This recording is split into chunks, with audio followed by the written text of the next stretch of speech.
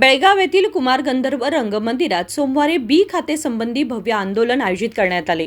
या आंदोलनाला जिल्हा पालकमंत्री सतीश जारकिहोळी आणि आमदार आसिफ सेठ यांनी प्रारंभ केला। योजनेवर सरकारकडून ಬಂದಾರು एक खाते ಮತ್ತು बी खाते ಸಂಘಟನೆಗೆ ಯೋಜನೆಗಳನ್ನು ನಾವು ಪ್ರಾರಂಭ ಮಾಡಿದ್ದೀವಿ।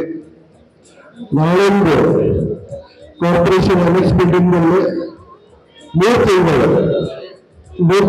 ಟೈಮಿಗೆ 3 ತಿಂಗಳ ಟೈಮಲ್ಲಿ ಎಲ್ಲರೂ ಖಾತೆ ರಿಜಿಸ್ಟರ್ ಮಾಡಬೇಕು ಮತ್ತು ಅನ್ರಿಜಿಸ್ಟರ್ ಏನಿದೆ ನಾನು ಸಚಿವರುಗಳು ಮಾತಾಡಿದ್ದೀವಿ। ಪೂರ್ಣ ರಾಜ್ಯದಲ್ಲಿ ಇದೆ ಅನ್ರಿಜಿಸ್ಟರ್ಡ್ ಪ್ರಾಪರ್ಟೀಸ್ ಸಚಿವರು ಮುಖ್ಯಮಂತ್ರಿ ವಿನಂತಿ ಮಾಡ್ತೀವಿ, ಅನ್ರಿಜಿಸ್ಟರ್ಡ್ ಇದೆ ಅದೇ ಟೈಮ್ಗೆ ನಮ್ಗೆ ಅವಕಾಶ ಮಾಡ್ಕೊಳ್ಳಿ ಅಂತ ಸಚಿವರು ಒಪ್ಪಿದ್ದಾರೆ। ಸೆಷನ್ ಟೈಮ್ಗೆ ನಾವು ಮಾತಾಡಿಕೊಂಡು ಬಂದಿದ್ದಾರೆ, ಆ ರೀತಿ ನಾನು ಹೋಗ್ತೀನಿ ಮತ್ತು ರಿಕ್ವೆಸ್ಟ್ ಮಾಡ್ತೀವಿ ಜಿಲ್ಲಾ ಮುಖ್ಯಮಂತ್ರಿ ಸಾಹೇಬರಿಗೆ। ಈಗ ಒಂದು 70 ಕರೆಸಿ ಮೇಡಮ್ 90 ಪರ್ಮನೆಂಟ್ ಮಾಡಿದ್ದಾರೆ।